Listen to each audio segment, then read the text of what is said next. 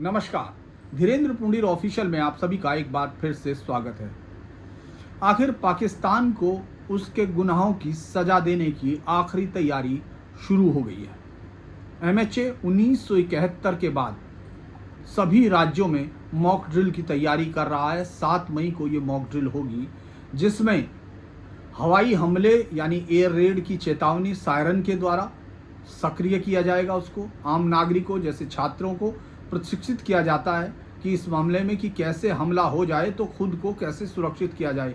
Blackout की व्यवस्था की जाएगी ताकि आप ये सोचें कि जब एयरप्लेन का अटैक होता है तो उस वक्त कोशिश की जाती है कि ब्लैकआउट हो। इस तरह के ब्लैकआउट उन तमाम लोगों ने जो 1971 के समय थे और उनकी याद है, उनको मालूम होगा किस तरह से, यानी ज़रूरत पड़ने पर बिजली बंद कर दी जाती है ताकि दुश्मन को कोई लक्ष्य दिखाई ना दे। महत्वपूर्ण कारखानों और ठिकानों को छिपाने की व्यवस्था होगी, यानी जो कैमोफ्लेज है उसकी तैयारी की जाएगी ताकि जो दुश्मन के विमान अगर बॉर्डर से कुछ क्रॉस भी कर लेते हैं, अगर बच भी जाते हैं। वैसे तो हिंदुस्तान का जो एंटी मिसाइल सिस्टम है वो बहुत ही ताकतवर है और पाकिस्तान के विमानों में इतनी जो है उनकी टेक्निकल एडवांसमेंट नहीं है कि वो अंदर तक आ सके, लेकिन अगर आ जाए तो उस कैमोफ्लेज से उनको अपना लक्ष्य ढूंढने में दिक्कत हो।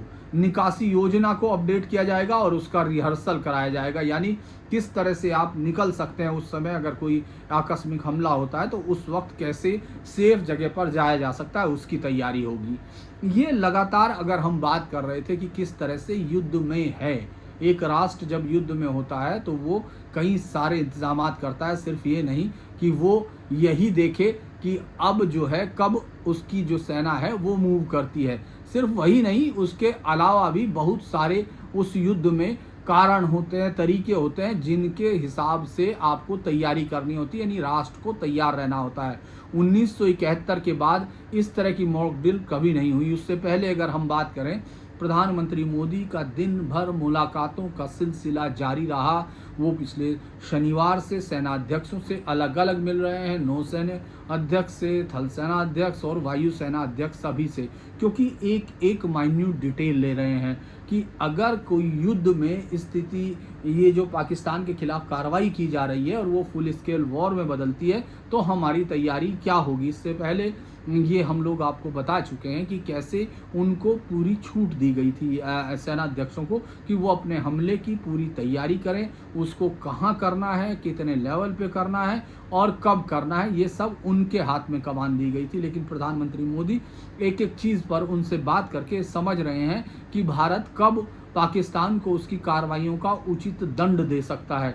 इस सब पर उसके अलावा अगर हम देखें कि रक्षा सचिव से बात हुई, उसके बाद होम सेक्रेटरी से बात हुई और उसी के बाद फिर इस तरह की एडवाइजरी आई।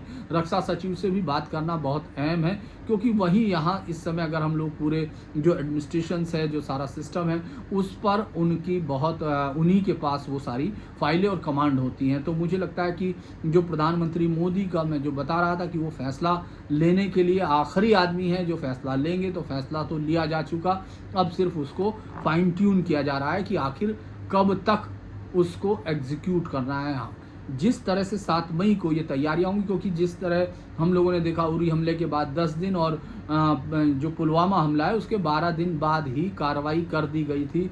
आज अगर हम लोग इस तरह देखें तो 13 दिन गुजर चुके हैं, 14वां दिन चल रहा है। तो ऐसे में ये देखना कि आखिर ये कार्रवाई कब होगी, इस पर सबकी निगाह है। लेकिन जो मैं कह रहा था कि युद्ध शुरू हो चुका, युद्ध के दौरान नागरिकों को भी अनुशासन रखना होता है, युद्ध के अपने अनुशासन होते हैं। मॉक ड्रिल उसी की तरफ इशारा है कि आप ये समझ सकें पूरा राष्ट्र युद्ध में शामिल है, सीमा पर जवान लड़ रहे हैं, अंदर पूरे देश के नागरिकों को अपने हिसाब से ताकत देनी है सरकार को और उसके साथ खड़ा होना है। हालांकि विपक्षी पार्टियों के अलग अलग किस्म के बयान जरूर आते हैं, हालांकि उनके राष्ट्रीय नेता, विपक्ष में जो राष्ट्रीय नेता हैं, चाहे वो राहुल गांधी हों, प्रियंका गांधी हों या अलग अलग पार्टियों के नेता हों, उन सब ने अपना समर्थन जरूर व्यक्त किया है। लेकिन उन्हीं के नेता इस तरह की बयानबाजी जरूर करते हैं जिससे लगता है कि वो उस युद्ध की जो है उसको समझ नहीं रहे, गंभीरता क्या है युद्ध के लिए, और कोई राफेल को लेकर मजाक बनाने की कोशिश करता है। अजय राय जैसे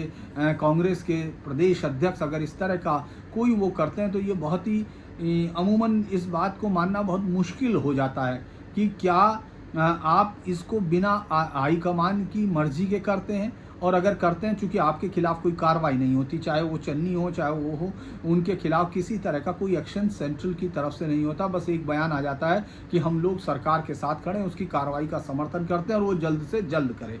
इस तरह के बयान के बीच में आज मैंने बताया कि पीएम की लगातार मीटिंग हुई, साथ ही साथ डिप्लोमेटिक मोर्चे पर अगर हम इसको 1971 के वॉर से देखें तो मुझे लगता है कि लगभग उसी तरह से रिपीट होता दिख रहा है कि किस तरह से हम लोग, हालांकि उससे बहुत जल्दी उसका फैसला होगा, लेकिन हम देख रहे हैं कि राष्ट्रपति जो रूस के पुतिन हैं उनसे बातचीत हुई है पीएम की, और उन्होंने भारत के साथ खड़े होने की बात कही। जापान इस बारे में कह चुका है। कुल ये खुलकर कही गई बातचीत है जिस पर भारत का मनोबल यकीनन ऊपर हो सकता है, और वैसे भी जो डिप्लोमेटिक चैनल है वो हमेशा खुले रहते हैं। ऐसे देशों के साथ आप उनको बताने की कोशिश करते हैं, साथ रखने की कोशिश करते हैं, क्योंकि चाइना को लेकर भारत का जो कंसर्न अभी भी है, मुझे लगता है पाकिस्तान से ज़्यादा उसको चाइना को रोकने का है, चाइना पर प्रेशर रखने का है कि चाइना अपनी तरफ से कोई गलत हरकत करने की हिमाकत ना करे। इसके लिए ये बाकी सब पेशबंदी की जाती है। तो मुझे लग रहा है कि उस तरफ जो प्रधानमंत्री मोदी हैं उस पर लगातार काम कर रहे हैं, पूरी टीम काम कर रही है। एनएसए जो डे टू डे है उसकी जानकारी भी, ब्रीफिंग भी हो रही है। लेकिन अब इसी के बीच में एक और मल्टी इन्फ्लुएंस ग्राउंड माइन की सफलतापूर्वक टेस्टिंग की गई है। उधर पाकिस्तान ने भी ज़रूरी एक दूसरी वो की है, लेकिन पाकिस्तान तो मैं आज जैसा आपको बता रहा था कि डर से हमले से ज़्यादा हमले के डर से पागल हो जाएगा, वो पाकिस्तान में दिखाई दे रहा है। उस पर मैं बाद में बात करूँगा। लेकिन आज भी विपक्षी नेताओं के अलग अलग बयानों से उनका जवाब देने के लिए बीजेपी के लोग अलग अलग खड़े रहे, लेकिन मुझे लगता है ये पार्टी के लेवल की बातचीत अभी नहीं है। इस पर पूरे देश को देखने की ज़रूरत है कि किस तरह से विपक्षी नेताओं का ये जो वो चल रहा है, इस पर थोड़ा सा लगाम कसने की ज़रूरत है। जो कहा जा रहा है कि अंदरूनी जो अनुशासन है वो ज़रूरी है ऐसे वक्त में जब देश युद्ध के लिए आगे निकल रहा हो। आज एक और बड़ा दिलचस्प बयान पहलगाम को लेकर महबूबा मुफ्ती का है, क्योंकि महबूबा मुफ्ती ऐसा कोई मौका जाने नहीं देना चाहती जिसमें वो स्कोर कर सकें अपनी वो राजनीतिक इच्छाओं की पूर्ति के लिए। वो कोई भी ऐसा कदम, चूँकि उनके बयान हमेशा से चर्चित रहे हैं, जब वो सत्ता में होती हैं तो जब वहाँ आतंकियों की तरफ से एक हमला हुआ था, उसके बाद जब बुरहान वानी के वक्त में भी या दूसरे समय में भी इस तरह के हमलों के बाद जिस तरह भीड़ निकली थी, तो ऐसे ही एक वाक़े पर उसने कहा था कि जब एक युवा को गोली लगी थी जो उसके करीब गुजर रहा था, आर्मी के उसकी तरफ आ रहा था, तो उसने कहा था कि क्या वो टॉफ़ी खाने गए थे। तो इस तरह के बयान वो हमेशा देती रहती हैं, अगर सत्ता में हो तो इस तरफ और अगर वो विपक्ष में है तो उस तरफ के बयान। उन्होंने कहा कि हर कश्मीरी को आतंकी नहीं समझा जाना चाहिए, जो कि कोई समझ भी नहीं रहा है। कश्मीर के लोगों के साथ या कश्मीर भी भारत के लोगों के साथ जितने लोग खड़े हैं उनका सम्मान करके लोग, आप देख रहे हैं कि कश्मीर पर कोई किसी तरह की टिप्पणी नहीं कर रहा है। अब आते हैं कि पाकिस्तान का क्या है।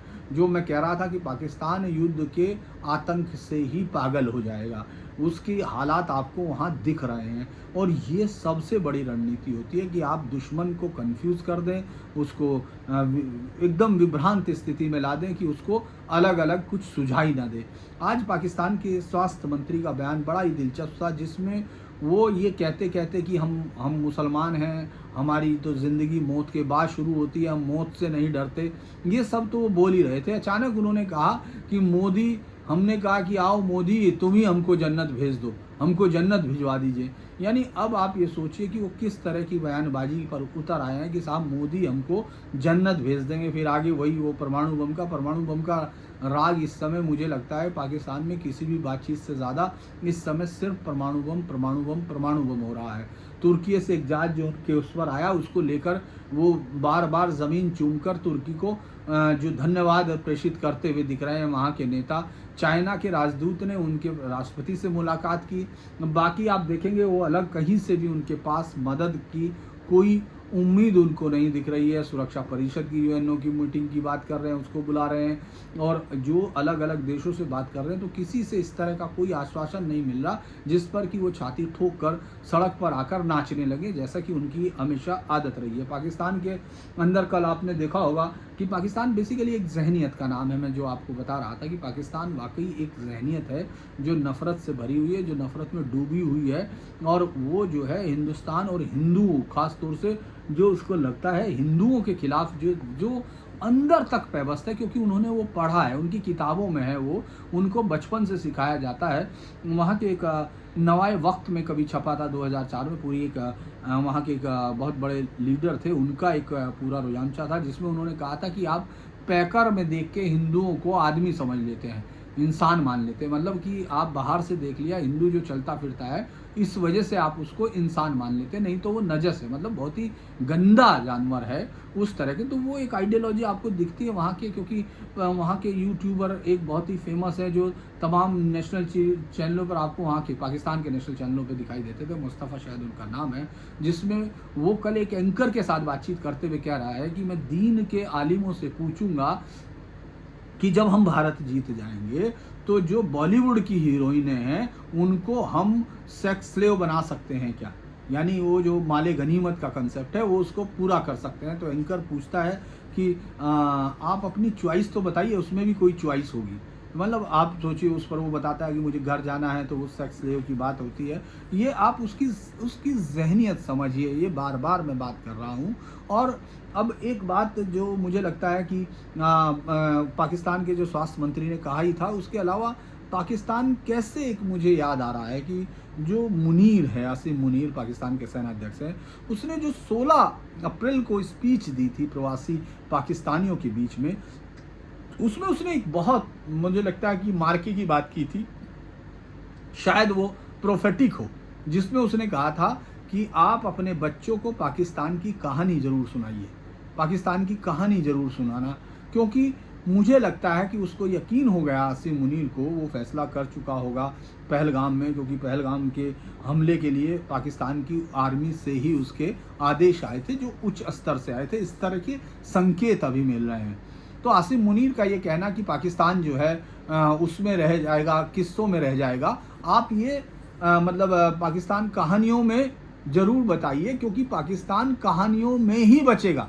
इसका कोई, मैं सिर्फ इसलिए नहीं कह रहा हूँ क्योंकि वहाँ पाकिस्तान के बलूचिस्तान में जो पूर्व मुख्यमंत्री अख्तर बेंगल, उसका बहुत ही उसने पाकिस्तान के रक्षा सेनाध्यक्ष को जो जवाब दिया है, वो आज पूरे दिन सब जगह छाया रहा, जिसमें उसने पाकिस्तान की सेना को उसकी हैसियत बताई है। क्योंकि आसिम मुनीर ने उसने कहा था कि क्या तुम बलूचिस्तान ले लोगे, 1500 लोग बलूचिस्तान ले लेंगे पाकिस्तान से, अगली तुम्हारी 10 नस्लें नहीं ले सकती। तो आप ये सोचिए, जो पाकिस्तान के आइन के मुताबिक रहा हो और उसने वहाँ मुख्यमंत्री पद संभाला हो, अख्तर बेंगल ने, वो रिहा हो के जब पहुँचता है तो वो बोलता है कि आप अपने निसाब की किताबों में लिख लेना, निसाबों में नोट कर लेना कि 93,000 फौजें दुनिया में किसी की नहीं समर्पण की हैं, दुनिया के किसी उसमें समर्पण नहीं किया, और आपने हथियारों के साथ साथ आपकी पतलूनें भी उतारी गई थी। ये वहाँ का एक पूर्व मुख्यमंत्री कह रहा है अपने सेनाध्यक्ष को। इसके बाद उसने उसको कहा कि कुछ और बता देता हूँ जनरल साहब, कि आपने बांग्लादेश में जो किया था, मुसलमानों ने मुसलमानों की औरतों के साथ लाखों की अस्मत लूटी थी। ये वो कहानियाँ हैं जो पाकिस्तान ने अपने लोगों को कभी नहीं सुनाई थी, और ये सिर्फ वहाँ के कभी किताबों में दर्ज नहीं हुई, कभी बताई नहीं गई। और जब हिंदुस्तान में इन पर लिखा जाता था तो पाकिस्तान के लोगों को ये बताया जाता था कि ये हिंदुओं की झूठी कहानियाँ हैं। लेकिन अब पाकिस्तान में खुल के आसिम मुनीर को कोसा जा रहा है, और आसिम मुनीर को ही सिर्फ नहीं कोसा जा रहा है, आसिम मुनीर के साथ साथ पूरे पाकिस्तानी सेना के निज़ाम के खिलाफ जिस तरह का हमला अब वहाँ की आवाम बोल रही है, वो इस बात की तरफ इशारा कर रहा है कि आसिम मुनीर का ये जो भविष्यवाणी है ये कोई गलत नहीं है, कि पाकिस्तान की कहानी लोग अपने बच्चों को सिर्फ कहानियों में ही सुना पाएंगे। क्योंकि इस तरह के युद्ध के बाद जिस तरह की तैयारी अब भारत कर रहा है, और उसका फ़ायदा उठा के, ज़रूरी नहीं भारत उसको टुकड़ों में बांटे, वहाँ के लोग खुद से तैयार हैं कि वो अलग अलग टुकड़ों में बंटकर उससे अलग हो जाएं, पाकिस्तान सिर्फ कहानियों में बच जाए। अगर हम इसको ऐसे देखें कि वहाँ पूरी तरह से हमले किए जा रहे हैं, बलूचिस्तान में पाकिस्तान की फ़ौज के कपड़े देखने के साथ ही वहाँ उन पर हमला शुरू हो जाता है, और पुलिस तो वहाँ आपने देखा होगा बागी हो ही चुकी है। अलग अलग लोग अलग अलग तरीके से पाकिस्तान से अपनी अलहदगी शो कर रहे हैं। लेकिन जो सबसे अहम बात है, जो मैं ये कह रहा हूँ कि क्यों ऐसा हो सकता है, ये कई बार आपको लग रहा होगा कि जैसे अतिशयोक्ति सब लोग करते हैं उस तरह की बात कर रहा हूँ, नहीं। लाल मस्जिद अगर आपको याद हो 2007 के वक्त परवेज़ मुशर्रफ की जो रवानगी हुई थी वो लाल मस्जिद पर हमले के बाद हुई थी, जिसमें काफ़ी लोग मारे गए थे। लाल मस्जिद का जो उस समय का मौलाना का एक भाई भाग निकला था, वो भी महिलाओं के कपड़े पहनकर वहाँ से भागा था, महिलाओं के बीच में बुर्का पहन के भागा था। लेकिन वहाँ का बहुत बड़ा इन्फ्लुएंस है उस पर। अगर हम लोग देवबंदी मदरसों की बात करें तो वो बहुत बड़ा इन्फ्लुएंस पाकिस्तान की सोसाइटी पर रखता है। पाकिस्तान चूँकि जिस तरह की इंडोक्ट्रिनेशन में है, जिहादी आइडिया में है, उसमें वो लाल मस्जिद काफ़ी मायने रखती हैं, जो लाहौर में। उस पर सेना ने चढ़ाई की थी, उसमें काफ़ी लोग मारे गए थे, बहुत सारे तालिब मारे गए थे, और उसी के बाद पाकिस्तान में मुशर्रफ के खिलाफ एक माहौल बना था और वो चला गया था। आज वहाँ के एक वीडियो में ये बताया किस तरह मौलाना ने पूछा कि आप में से कौन पाकिस्तान के साथ हिंदुस्तान से लड़ेगा, और कोई हाथ नहीं उठा। वहाँ के लोगों में किसी ने हाथ नहीं उठाया, क्योंकि मौलाना अपनी तकरीर में ये पहले कह चुका कि हिंदुस्तान से ज़्यादा पाकिस्तान में जुल्म हो रहा है, पाकिस्तान की सरकार हम लोगों पे जुल्म कर रही है। क्योंकि लाल मस्जिद हमेशा से उसका कोई हिंदुस्तान के साथ कोई दोस्ती का रिश्ता नहीं है। क्योंकि मैं आपको बता चुका, पाकिस्तान में चाहे वो कोई से टुकड़ों में बट जाएं, चाहे आपको ये लग रहा हो कि बलूचिस्तान के लोग झंडा लहरा रहे हैं, हिंदुस्तान का या सिंध में विरोध हो रहा है, वहाँ हिंदुस्तान की तारीफ हो रही, वो अपने आप को पाकिस्तान की एक जो तौक उनके गले में पड़ी हुई है उससे अपने आप को अलग करना चाहते हैं। उनके अंदर भी नफ़रत हो सकती है, हो सकता है कि ये फिर जब बात आप हार्ड फैक्ट पे करेंगे तो फिर उसमें यही है कि वो सब लोग चूँकि वो बने थे, हो सकता है कि खैबर पख्तूनख्वा को भी उसने उदाहरण दिया कि देखिए खैबर पख्तूनख्वा में क्या हो रहा है। इसके अलावा उसने अपना तो दिया ही कि मुसलमानों पे पूरे पाकिस्तान में अत्याचार हो रहा है, जुल्म हो रहे हैं। तो ये जो उस लाल मस्जिद का इशारा है, क्योंकि मैंने बताया मुल्ला और मिलिट्री और मस्जिद, मुल्ला मिलिट्री मस्जिद, यही कंसेप्ट पाकिस्तान का था। क्योंकि पाकिस्तान एक सिक्योरिटी स्टेट है, वहाँ तो किसी और की कोई आवाज़ का कोई मतलब नहीं था, इसीलिए पाकिस्तान में कोई प्रधानमंत्री 5 साल पूरे नहीं कर पाया था। इस पूरी लड़ाई में जो बार बार ये आ रहा है कि भारत बहुत सारे लोगों का ये रोज़ कंसर्न रहता है कि कब कार्रवाई होगी, कब कार्रवाई होगी, और कार्रवाई तो रोज़ हो रही है। जैसे आपने चिनाब पर देखा कि भारत ने जो डैम्स हैं, जो अपने 8 डैम्स हैं, उनको ये कहा है कि उनकी जो भी तैयारी है वो जल्द से जल्द पूरी की जाए। उनके जो डैम बनाने थे उनको पूरा का पूरा वो जो है उनको तैयारी की जाए। और भारत ने कश्मीर में 2 हाइड्रो पावर प्रोजेक्ट जो है NHPC के, और कश्मीर सरकार ने उसमें उन पर काम शुरू कर दिया। उनके अंदर जो सिल्ट थी, सिल्ट को हटा के फ्लशिंग की प्रक्रिया शुरू की है, और चूंकि सस्पेंड एविडेंस कर चुका, इसीलिए भारत ने जो है वो नहीं दिया, उनको कोई भी इसके बारे में जानकारी नहीं दी। इससे पहले ऐसा करना भारत के लिए मजबूरी होती थी। जैसे कि जो सलाल और बगलिहार कि ये जो जलाशय की भंडारण क्षमता बढ़ाने के लिए काम किया, यानी पानी को ज़्यादा से ज़्यादा यहाँ रोका जा सके। आपको याद होगा पाकिस्तान ने ये कहा था कि जैसे ही भारत पानी को रोकने की कोशिश करेगा, हम, वहाँ के रक्षा मंत्री ने कहा था कि हम उन पर हमला कर देंगे और ये सब कर देंगे। लेकिन ये फ्लशिंग की प्रक्रिया शुरू कर दी थी, 1 मई से शुरू हो चुकी थी। यानी हम लोग जो देख रहे हैं वो काम शुरू हो चुका, जो मैं कह रहा हूँ कि युद्ध तो हो चुका। अब जो है भारत चिनाब के पानी का भी बहुत ज़्यादा इस्तेमाल करता है। इससे पहले जो बगलियार और सलाल पे काम शुरू किया है भारत ने, ये कभी उसको, ये ऐसा पहले कभी नहीं हुआ कि भारत ने उसको बताया ना हो। अब इससे जो है भारत बिजली ज़्यादा उत्पादन कर पाएगा। और उसमें 2019 में जब पुलवामा आतंकी हमले के वक्त हुआ था, और उससे पहले प्रधानमंत्री ने कहा था कि पानी और खून एक साथ नहीं बहेगा, तो भारत ने सिर्फ ये बातचीत ऐसे नहीं की थी। प्रधानमंत्री मोदी की जो तैयारी है वो इतनी तैयारी नहीं, सिर्फ ऐसी तैयारी नहीं होती जो उस समय होती है। ऐसा मतलब मैं इसलिए कह पा रहा हूँ क्योंकि इसके संदर्भ में, इसको राजनीतिक संदर्भ में लोग ना लें, वो अपने तरीके से लें। 2019 में आतंकी हमले के बाद ही सरकार ने लद्दाख में 8 हाइड्रो पावर प्रोजेक्ट को मंजूरी दे दी थी उस फैसले के बाद। अब सिंधु नदी के बाद किसी भी तरह की, जो सिंधु नदी भारत ने अबेंस में डाल दी है, तो इसके बाद पाकिस्तान की कोई आपत्ति स्वीकार्य नहीं होगी। तो अब आप इस तरह का अगर आप देखते हैं तो वो लगातार बढ़ता चला जाएगा। तो इससे आप भारत की तैयारी को देख सकते हैं। एक दूसरी जो बात अभी लोग नहीं कर रहे हैं कि ये किस तरह से एक लंबे सोच का नतीजा है, क्योंकि आप 65-71 और 65 और 71 ही हमको ज़्यादा जोर देना चाहिए कि अगर आप उस समय देखते हैं भारत को विदेशी, यहाँ तक कि अमेरिका ने भी ये ताकीद कर दी थी, अगर उसके कोई हथियार थे, उसके कोई सिस्टम थे, तो उनका पाकिस्तान के खिलाफ वो ना किया जाए। बहुत सारे देशों ने जो पाकिस्तान वेस्ट के और उसके कंट्री थे जिनसे हम लोग गोला बारूद और तमाम चीज़ें खरीदते थे, उन्होंने सप्लाई बंद कर दी थी कि ताकि इसका युद्ध में इस्तेमाल ना हो सके। ये बात हमेशा समझी जाती है कि अगर आपके पास अपने घर में पैदा सामान नहीं है तो युद्ध के वक्त जिससे सप्लाई आती है वो आपकी गर्दन मरोड़ सकता है। और पिछले 10 सालों में, 11 सालों में अगर आप देखते हैं तो जो सबसे बड़ा काम हुआ है देश की सुरक्षा में वो ये हुआ कि जो स्वनिर्मित है, जो भारत ने अपने से तैयार किए हैं, अपनी इंडस्ट्रीज़ खड़ी की हैं, और जो आज भी परीक्षण हुआ या जो परसों परीक्षण हुआ था नौसेना में, जो मिसाइल का जो नेवी टू सरफेस मिसाइल थी, जो अलग अलग मिसाइल के परीक्षण हो रहे हैं ये यहीं तैयार की गई हैं। और भारत की कोई कम से कम गोला बारूद ये सब चीज़ें लेकर कोई अपनी मर्जी से अपने उद्देश्यों के लिए गला नहीं दबा सकता, उसकी सप्लाई नहीं रोक सकता। यानी पहले तो जो गोला बारूद है वो भी विदेशों से आ रहा था। मिसाइल प्रोडक्ट ज़रूर हमने अपने यहाँ डेवलप किए थे, जो पृथ्वी और जो 5 मिसाइल जो हम लोगों ने डेवलप की थी वो ज़रूर हम लोगों ने 87 के प्रोजेक्ट के बाद ये डेवलप किया था। 83 में पहली बार श्रीमती इंदिरा गांधी ने कहा था कि हम लोगों को कब मिसाइल मिल सकती है, तो हमारे साइंटिस्टों में APJ कलाम साहब थे जिन्होंने कहा था कि हम 10 सालों में ही दे देंगे, लेकिन हम लोगों ने 8 सालों में उसको पहला परीक्षण कर लिया था पृथ्वी का। तो उस समय के बाद भी आप ये देखिए कि जब LCBM का शायद ICBM नहीं LCBM उसका नाम दिया गया था शायद, मुझे याद है DRDO की प्रेस कॉन्फ्रेंस में जब ये सवाल पूछा था, मैं उसमें रिपोर्टर में ही था, जिसमें कहा था कि ये आप गोला बारूद की सप्लाई क्यों बाहर से मंगाते हैं।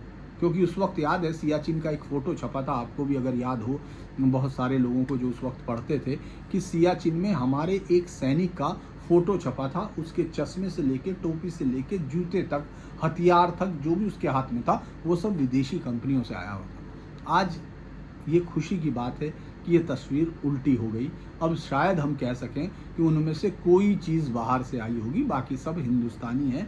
ये एक बहुत बड़ी चीज़ होती है। अगर आप अपने आप को एक संप्रभु राष्ट्र कहते हैं या शक्ति कहते हैं, तो आपके पास युद्ध के लिए यानी अपनी सुरक्षा के लिए आपके पास अपने साजो सामान होने चाहिए, जिसको रोकने को लेकर कोई आपको ब्लैकमेल ना कर सके।